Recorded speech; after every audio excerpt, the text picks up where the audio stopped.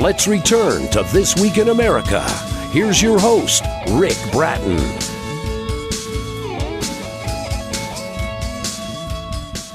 Welcome back, everybody. Coast to Coast, This Week in America. Rave reviews for the science fiction and fantasy Introrse, Where the Spirits Speak by R.H. Martin, called the great mixture of spirituality and science fiction, characters with unfailingly accurate human emotions and thinking, filled with many provoking spiritual messages and simple wisdom. Randy H. Martin was born in Anniston, Alabama, received a B.S. from Jacksonville State University and M.S. in biology from the University of Alabama in Birmingham. He's taught biology as an adjunct professor at Gadsden State Community College, as full-time professor at Jacksonville State University. He's also taught biology, physics, physical science, government and economics, computer science and chemistry at Jacksonville Christian Academy, worked as a quality control chemist in manufacturing and research, and in the testing of drugs for cancer treatments. Randy and his wife reside in the Appalachian foothills of Northeast Alabama. He's the founder of GOWIHM Group, whose sole purpose is to get old wisdom into young hands. I'm all for that. R.H. Martin, author of Introrse, Where the Spirits Speak, joining us on This Week in America. Randy, welcome to the program. It's great to have you with us. Thank you, Rick. Thanks for having me. We'll talk in a little bit about us older people and our wisdom and passing that along. That'll come later on in the program. I'm looking forward to having that discussion as well. It's a pleasure to have you with us on the program today, and what an impressive background you have. Just exactly what was the inspiration to start writing and to continue that writing to this day with everything you've in the background? Why was writing something that was so important to you? Well, it really didn't become important until I really started getting into the story. And it was just something to take up time because I was bored where I was working. I had a lot of free time. But then it started getting very interesting as to the characters and what kind of characters needed to be brought into the story. How was this going to turn out? How was it going to end? And then I realized along the way that what was coming out of this were some basic truths and some basic wisdom, and that was very beneficial to me, and I really wanted to share it because as individuals, we're so unique. Each of us is so unique. There's not another person. There's not another Rick Bratton in the universe. A lot of this stuff in the book is to get you to realize your eternally infinite potential. And to begin on that journey, I hope that Introrse can give people something to think about that they might not ordinarily think about, that would cause them to realize that infinite eternal potential that they have. Well, in reading all of the reviews, that's exactly what you've done. You've entertained, you've challenged, you got people to give some thought that something they normally probably wouldn't have. Introrse is the name of the book, Where the Spirits Speak, by Randy R.H. Martin, our guest on the program. Book is available at strattonpress.com in their bookstore. You'll find it wherever books are sold, and you can link on directly by going to our website, thisweekinamerica.us. When you started this writing process, decided I've got some time, I've got some thoughts, I'd like to start writing, why did you determine it was going to be science fiction? How did that come about? Well, science is supposed to be a body of knowledge, which is absolutely true. And fiction, obviously, is something which is not true. And I think the contrast between the two can bring about some awesome entertainment and thought-provoking things. And there are three authors that I think have done a great job with that. C.S. Lewis, Tolkien, and Frank Herbert's Dune series. I think what they did that made their writing so influential on me was they didn't limit truths by scientific materialism. There are truths outside of the material world. Yes. But our main body of science now, our mainstream science now, wants to limit it to materialism. And I think the other thing that they did, which was paramount in them producing the fine works that they produced, that they wrote, was they didn't limit spirituality. Their spirituality was not limited by religion. Interesting concept. With us on the program is Randy R.H. Martin talking about the book Introrse, Where the Spirits Speak. So many scenes that come alive as you're reading this book. And by the way, I believe it's your first novel. What are some of the favorite scenes that you enjoyed writing and sharing with those of us who are readers? Well, there are several things that really caused me to smile. But one of them was this old man. He comes across as old man, but he's actually the individual who created the planet, and he's actually from Earth. But he was executed at one point in time. And when he went over to the spirit realm, he asked God to teach him and what he wanted to know. And he wanted to know how to create a planet, and obviously you need a solar system. But anyway, he comes across as this old man, and this young man who is on the planet, he's an inhabitant of the planet Hytrae. He dies, and they're sitting out on the front porch of a cabin in rocking chairs. And the old man asks the young man, he says, "Do you know what's really good about rocking chairs?" And he says, "Well, no, not really, I don't." He said that you can travel so far without going anywhere. And he says, "Do you know what the bad thing about rocking chairs is?" And he said, "Well, no, I really don't." He said, "You can travel so far without going anywhere." He said, "It's all about perspective." Exactly. It's just so many great moments like that as you're reading the book Introrse, where the spirits speak by R.H. Martin. So that when you develop a scene like that in your mind, how do you do that? Is it just almost a gift where you basically, I guess, have a vision, or these thoughts come to you because that really is so well done? In the second novel, there's a epigraph that says, "I have come to realize all the thoughts I hear do not originate within me." And so if you look at the title of the book, Introrse, it's a botanical term. It means to face inward toward the central axis of growth, where the spirits speak. So what the title implies is that we have a telepathic possibility, if you want to put it that way, right, with beings from the spirit dimension. And depending on which voice we listen to, and that's not to eliminate the fact that we have thoughts, our own thoughts, but I think a lot of the material, there are several things that actually happened during the writing of the book where the information that came to me for some of the things, like the name of the ocean that migrates around the planet, the name of it is the Melissma. And when I wrote the name of that sea down, I had no idea what the word Melissma meant. I didn't know if it was a real word. So I looked it up here recently, and actually it's a musical term that means to hold a single syllable through multiple notes. It is the perfect name for that ocean because that ocean migrates through 3 different governmental provinces. So I just can't help. I know for a fact that some of that. So, I'm sorry, go ahead. Well, no, I was just going to say, that's amazing how that happens. And there were parts of the book that we've talked about, a couple there, that almost, as I'm listening to you, I would put, not necessarily, I just say easy, but sort of came naturally to you. Were there parts of the book that were more difficult to write? Yes. Actually, the antagonist, he was Saraf Bejan. He's a very bad guy, and he does some very, very terrible things. And one of the things that he did, which was very disturbing to write, was he took this individual.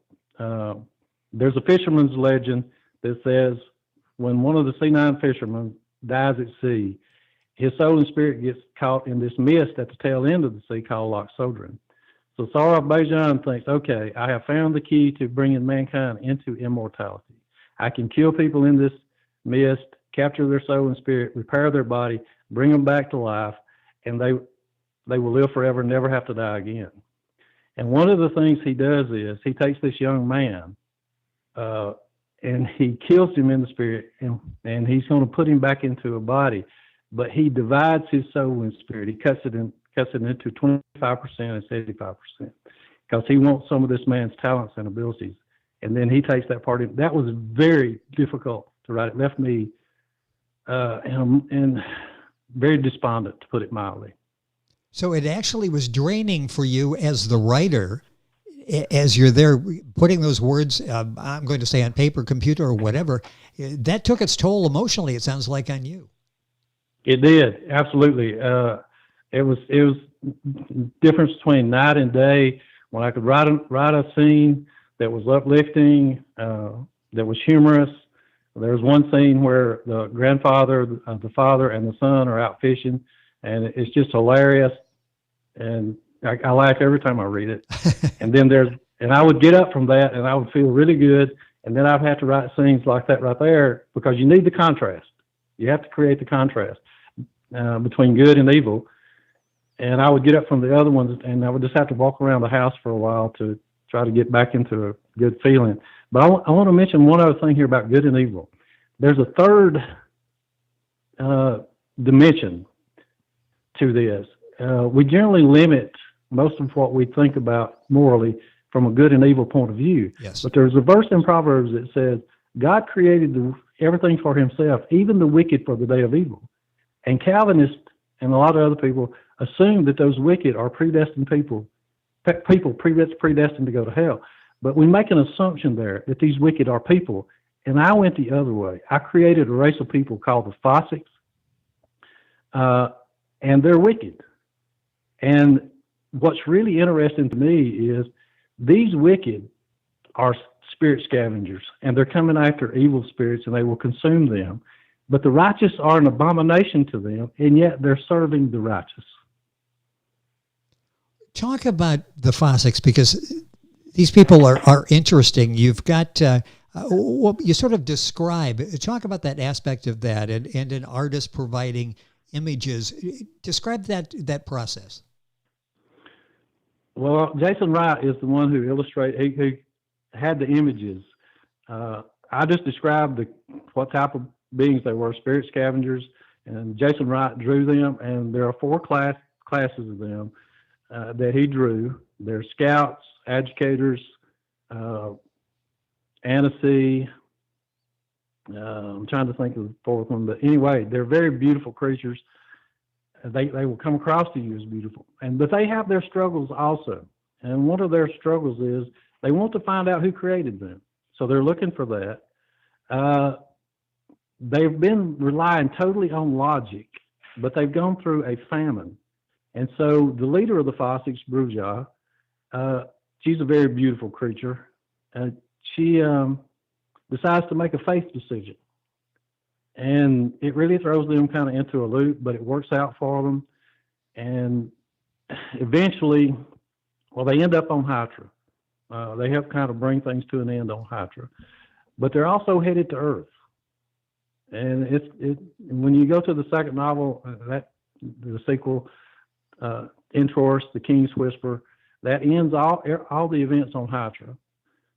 And it doesn't end. I don't think it's going to end like anybody thinks it is when they're reading the novels. But anyway, and then there's an event, a somewhat serendipitous event takes place that brings one of the Fossics and 2 of her Anansi with her to Earth.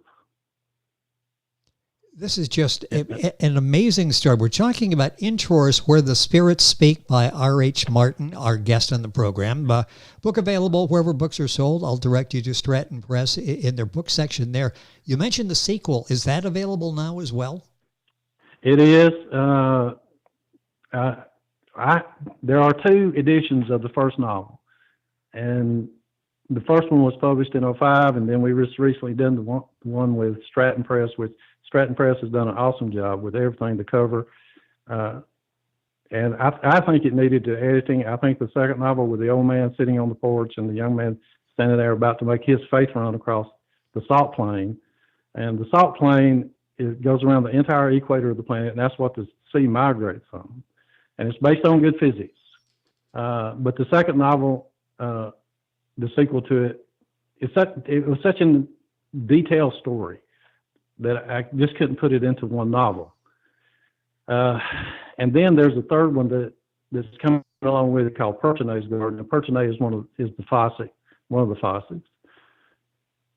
It's I don't know. There's so much going on in the novel. Yes. There's a lot of ideas. There's a lot of concepts. A lot of stuff to try to get you to think about. Like I said, This is really what I wanted to do. Was I wanted to create a work of fiction that would cause people to value the truth.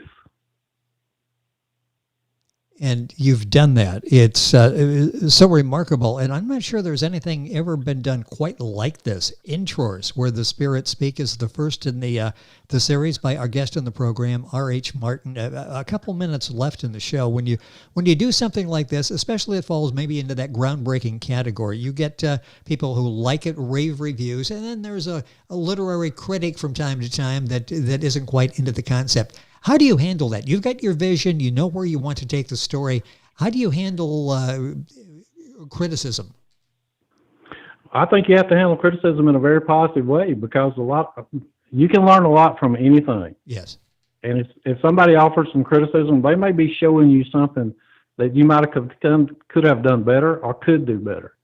So you don't ever discount somebody just because they're telling you something you might not want to hear. But you talked about originality, and I think part of the things in our prosperous culture, somebody said this a long time ago, and there was an article talked about the cloning of America. One of the things about our culture, and this is another thing too that I have really tried to do, is we have a lot of reruns in a prosperous culture. Nobody wants to change anything because most of what we've been doing has brought prosperity. But if we don't seek out some change, it just can't get better. R.H. Martin, our guest on the program, and it's interesting you talk about change. You were an atheist for, I believe, 5 years. I read 1976 through 1981. Obviously, that had changed. Talk about the change, the transition that you went through during that period. Well, it was an awesome transition. I was a very bad individual. I had no boundaries, and I absolutely got convinced. Now, I'm a very objective individual, and I had an event take place that left no doubt. I have absolutely no doubt that God exists. And what I did was I said, okay, now that I know you exist, I want to start all over learning about you. Because one of the things that led to me to atheism were a lot of the contradictions I saw in religious people. And so I know now that God is not so much about religion, although there are a lot of religious people who do a lot of good things, and there's a lot of religions that do a lot of good things. But I think the heart of the matter lies in our spiritual nature. Yes. I can't say enough about coming out of atheism into faith in God. It's not anything. It doesn't have really anything to do with religion. That's interesting. I was sort of letting that sink in there to me and for the audience as you're mentioning that, because so many people do the opposite, that, faith is a structured religious belief. And it's fascinating where you've come from during the course of the last several decades. A minute or so left in the program. I mentioned about the group Get Old Wisdom into Young Hands. Talk about the concept behind that, because it really is important. It really is important, and to me, it's very common sense. Yes. That if we don't take care of the generation that's coming up behind us, then that destroys the future. And wisdom is not a static thing, and it's a relative thing. And one of the pieces of wisdom that comes to mind, I think this is a very basic piece of wisdom, and it's a very short thought. But if you compare good and evil, evil, because it has no boundaries, limits us. Now, this may not make any sense right on the surface, and it took me a long while to understand this. But evil, because it has no boundaries, limits us. And because righteousness has limits, it makes us infinite. And I couldn't understand that for a while. But then what it came down to basically was two words: order and chaos. Because in Introrse, what you find out is that evil constantly delivers chaos, and righteousness constantly delivers order. And so when you talk about getting old wisdom into young minds, what you're doing is you're creating a stability in the individual.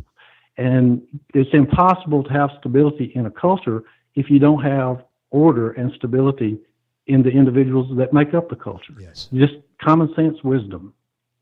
And Well, once again, wisdom is a relative thing. I ran into an individual the other day who's a senior over here at Jack State University, and I was talking to him. He's a very neat guy, very wise. I said, if I had had somebody to talk to like you, when I first started to college, I wouldn't have wasted a lot of time. I had no self-discipline. I did not know how to study. So you, as a senior, and you're doing well, if you would talk to some of these freshmen and sophomores that are coming in here and give them your wisdom, it could make a big difference in their lives.